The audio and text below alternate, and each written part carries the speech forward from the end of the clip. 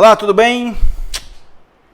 14 de outubro, 13 horas e 34 minutos. E cá estou eu com a Caminhando do Marketing. Hoje eu vou contar algumas histórias, uma história que de ontem. Hoje eu tenho algumas notícias, eu tenho uma notícia muito ruim que eu achei e algumas outras são muito boas. Hoje também vai ser curto. Amanhã eu vou começar a voltar. Estou mais energizado. Vou começar a voltar a falar mais de ciência. Hoje não vai ser não, ainda. Vamos, notícia boa. Lembram que a Camilinha colocou que a gente deveria ter uma semana de um assunto? Não sei se foi tu ou fui eu. Foi tu. Foi eu, né? Mas deixa eu dizer que foi tu. Não, disse que eu coloquei a caixinha. Pronto. Então, eu bolei a ideia da gente ter uma semana de discussão de um assunto, dissecar aquele assunto, sabe? Botar ele assim, bem assim, a verdade dele. E aí a Camilinha colocou a caixinha, né? E na caixinha, o primeiro assunto é um dos que eu mais gosto. É um assunto da baixa reserva ovariana. Então, a gente vai Abrir outra caixinha para deixar pra elas perguntarem sobre o assunto. Isso, tá certo. Então tu faz assim, né? Tu sabe? Sim. Sabe. Então o assunto será baixa reserva ovariana. Um assunto que eu realmente gosto muito. Meu assunto de predileção é baixa reserva e falha de implantação. E aí a gente vai dissecar a baixa reserva ovariana na próxima semana. Na próxima semana, a gente vai ter que fazer aqui alguns ajustes, porque no domingo começará o Congresso Americano. E eu estou inscrito neste congresso. E é um congresso que teve o europeu já, que a gente participou, e agora o americano. O americano eu gosto um pouco mais, porque eu acho ele mais prático. E apesar de ele ser online, o meu comportamento é como se ele não fosse, é como se eu estivesse mesmo lá. Então, tanto que o consultório vai ficar totalmente ajustado, as punções, o horário. Então, o horário a gente vai combinar, eu e a Camilinha, mas a gente vai fazer. Porque eu vou estar no meio do congresso, mas a gente vai fazer. Vamos ao assunto muito, muito ruim. Infelizmente, não é algo nem... Não é o que tu está pensando não, mulher. Fica tranquilo aí. Infelizmente, o Supremo, ele, deixa eu só confirmar, ele pontuou hoje, deixa eu só confirmar aqui, ele pontuou hoje que, isso mesmo, eu li no site da minha amiga Luli, ovo recepção, _ ovo doação, onde ela coloca uma foto preta e coloca luto. A última esperança de muitos morreu hoje. E eu vou ler aqui. Eu gosto demais da Luli. STJ decide pela não obrigação do custeio da fertilização in vitro pelos planos de saúde. E aí ela vai dissertar aqui sobre essa péssima notícia. Péssima notícia porque os planos de saúde abrangem cerca de 50 milhões de brasileiros, eu acho, é por aí. E existe uma enormidade de pacientes, de casais, sejam homoafetivos ou heteroafetivos, que estão no meio desses 50 milhões. E para o Supremo, a infertilidade parece não ser uma doença. E é, inclusive reconhecida como tal. Essa notícia que eu vi hoje me rememora, né, daquelas minhas memórias que eu tanto falo. Anos atrás, a convite de um deputado federal do Partido Comunista do Brasil, eu estive em Brasília para conversar em uma câmara técnica sobre a ausência do poder público em relação aos casais que não conseguem engravidar. 5 minutos. E era porque ia ser pouco hoje, né? Nesta audiência, eu pontuava a necessidade de que o Estado olhasse para os casais inférteis. Eu sempre costumo dizer que o Estado comporta-se como uma mãe bondosa, porque a acepção da palavra mãe já remete a este pensamento, comporta-se como uma mãe quando o casal não quer engravidar.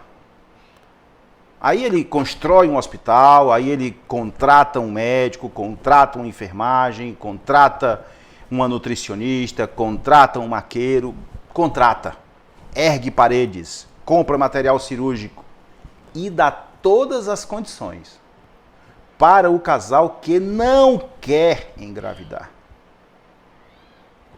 Comporta-se como uma pessoa má, ruim, de péssimo caráter, quando o casal quer engravidar e não consegue.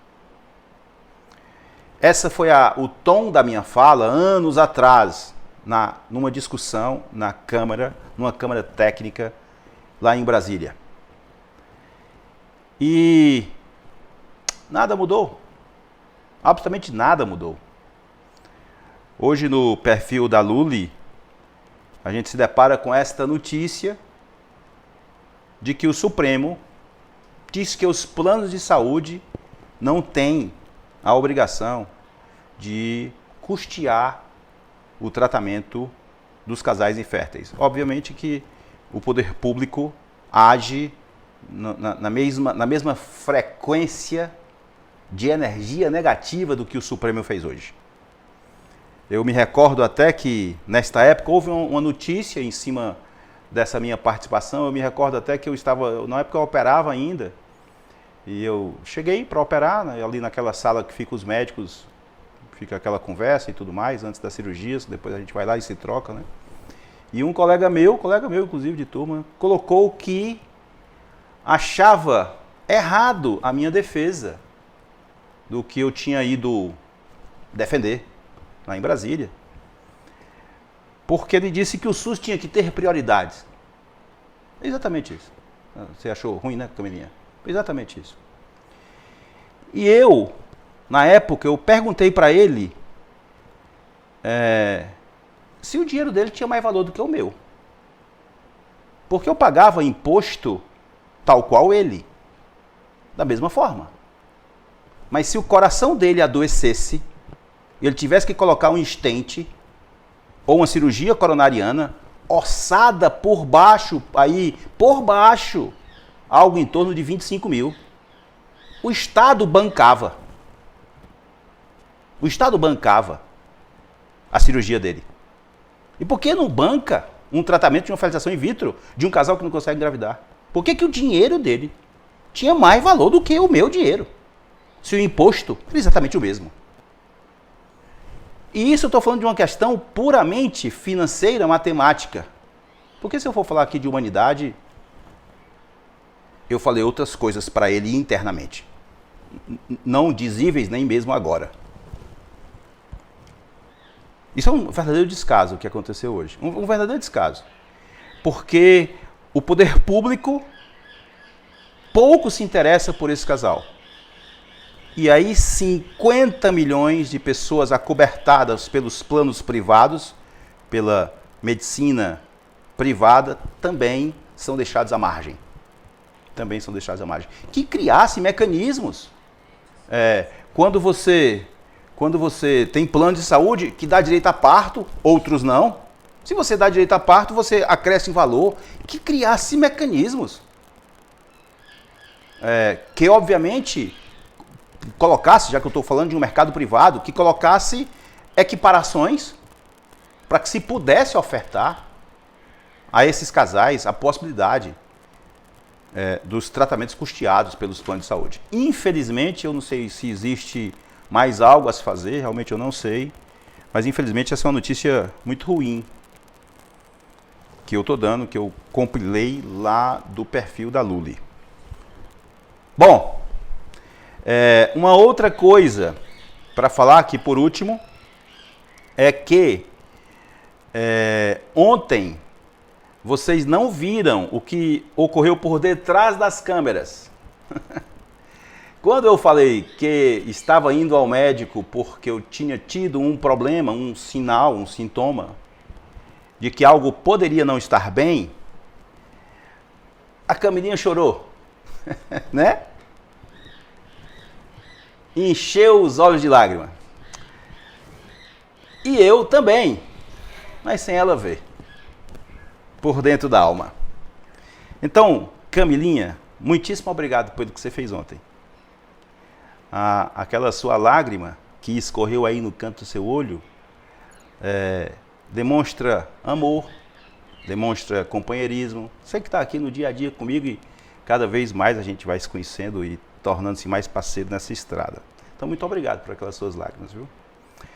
E a notícia boa da consulta é que, apesar de eu ainda ter que fazer um exame, que é um exame mais definidor, que é uma colonoscopia, porque eu tenho uma irmã que foi acometida de um tumor de intestino, e que o meu pai também tenha tido o mesmo problema, então, obviamente, isso me torna um paciente de maior risco, mas, pelo meu sintoma, ele não conseguiria correlacionar com a doença.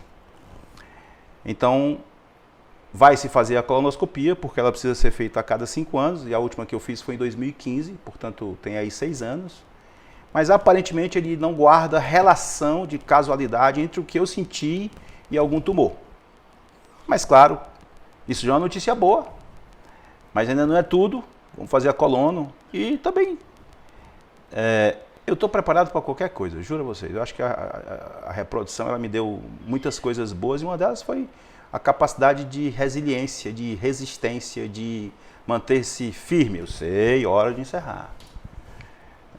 Então, essa é uma notícia boa, né? Então agora você pode sorrir um pouco mais. Sorri, mulher. Tô rindo, porque eu tô de máscara. Tá de máscara? Tá de máscara, né? Segunda-feira, não, amanhã, né? Amanhã nós voltamos e amanhã eu vou querer já colocar um pouquinho de ciência, eu não tenho colocado nesses dias, e eu vou fazer umas considerações em relação ao peso, gordura. Qual é o teu peso, Camilinha? Não sei, faz tempo. Eu tenho uma balança aqui. Não, quer não. Não, quer não. Tchau. Tchau, galera. Tu tá com um peso acima? Tô. Quanto? Não sei. Vários quilos. Aí quantos Depois quilos? eu Essa história aqui no Cipés é papo furado, né? Não, é sério, eu juro. Quando eu fiz da endometriose, a dieta, eu emagreci 15 quilos, mas já devo ter voltado muitos quilos. Quantos tu encontrou de volta? Não sei, porque faz realmente muito tempo. Então amanhã a gente vai gravar um momento que você vai se pesar. Não. 15 minutos já. Eu boto a balança aqui. Eu não vou. A gente faz assim, ó. Não, amanhã é interessante. Eu boto a balança aqui, tu se pesa, aí eu começo a falar de excesso de peso. Tu começa em cima da balança. Eu não tenho útero, criança. Sim, aí. É pra ver o peso, não é pra ver o útero. Mas peraí. Homem também tem problema, viu? Pois é, homem também tem problema, viu, galera? Então vamos fazer a seguinte coisa. Eu me peso, as pessoas Chama a vão outra saber pessoa. meu peso e tu também. A Ana Clara pesa. É a Renata amanhã, não sou eu. A Renata pesa. Mas a Renata não A tá Renata gordinha, tem útero? não. Sim. Tá? Ela tem útero, Então claro. pronto. Mas eu precisava pegar um Não. personagem real, sabe? Não. Eu não sou personagem, não tô tentando engravidar ainda. É, verdade. 24 anos, né? É. Tchau, Eu ainda vou tentar convencer ela a se pesar amanhã. Ou vive a coisa. Eu me peso e tu se pesa. Eu não vou me pesar.